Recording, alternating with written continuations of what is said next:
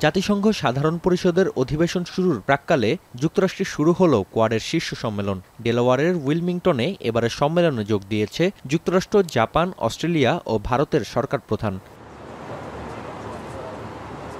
President হিসেবে শেষবারের মতো কোয়াড সম্মেলনে অংশ নিলেন জো বাইডেন। মার্কিন প্রেসিডেন্ট জানান, তার ক্ষমতার 4 বছরে কৌশলগতভাবে জোটের সদস্যরা আগের চেয়েও বেশি একত্রিত হয়েছে। সামনে নানা চ্যালেঞ্জ আসলেও তা মোকাবেলায় কোয়াড ঐক্যবদ্ধভাবে কাজ করবে বলেও আশা প্রকাশ করেন বাইডেন। এবারের সম্মেলনে ভারত মহাসাগরে নতুন নিরাপত্তা পদক্ষেপ নেয়ার পরিকল্পনা করছে কোয়াড। সঙ্গে ইন্দো প্রশান্ত মহাসাগরীয় অঞ্চলে অংশীদারিত্ব ও সামরিক সরঞ্জাম সহযোগিতা বৃদ্ধি, যৌথ কোস্টগার্ড অভিযান পরিচালনা এবং সমুদ্র বন্দর উন্নয়নের বিষয়েও নেওয়া হয়েছে সিদ্ধান্ত। আন্তর্জাতিক সম্প্রদায়ের জন্য মুক্ত ইন্দো প্রশান্ত মহাসাগরীয় অঞ্চল তৈরিতে কোয়াড বদ্ধপরিকর বলে মন্তব্য করেন বিশ্বনেতারা।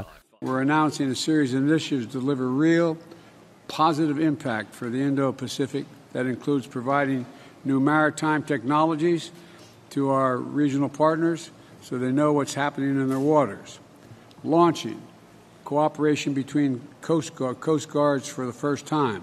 日米豪印4カ国が自由で開かれたインド太平洋 FOIP という共通のビジョンへのশুধু সমুদ্র ক্ষেত্রেই নয়, ক্যান্সারের মতো জটিল রোগের ক্ষেত্রেও ঐক্যবদ্ধ হয়েছে কোয়াড। মুনশট ইনিশিয়েটিভ নামের প্রকল্পের আওতায় ইন্দো প্রশান্ত মহাসাগরীয় অঞ্চলে জরায়ু ক্যান্সার স্ক্রিনিং ও HPV ভাইরাসে টিকাদানে আর্থিক সহায়তা দিতে সম্মত জোটভুক্ত 4টি দেশ।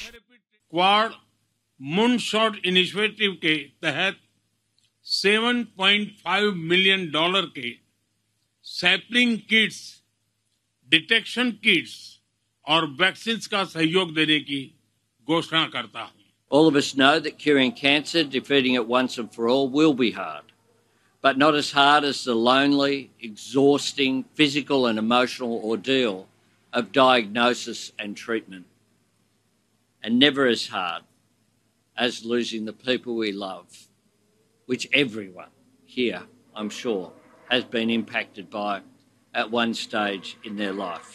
কোয়াডের শীর্ষ সম্মেলনে বাদ যায়নি চীনের প্রসঙ্গ। মার্কিন প্রেসিডেন্টের অভিযোগ, দক্ষিণ চীন সাগর, পূর্ব চীন সাগর, দক্ষিণ এশিয়া ও তাইওয়ান প্রণালীতে আগ্রাসী আচরণ অব্যাহত রেখেছেন শি জিনপিং। এই অঞ্চলে প্রতিযোগিতা বাড়ানোর ক্ষেত্রে কূটনীতি গুরুত্বপূর্ণ বলে মনে করেন জো বাইডেন। 2007 সালে চতুর্ভুজ নিরাপত্তা সংলাপ নামে আনুষ্ঠানিকভাবে যাত্রা শুরু হলেও কয়েক মাসের মধ্যে চীনের বিরোধিতায় বন্ধ হয়ে যায় কোয়াড।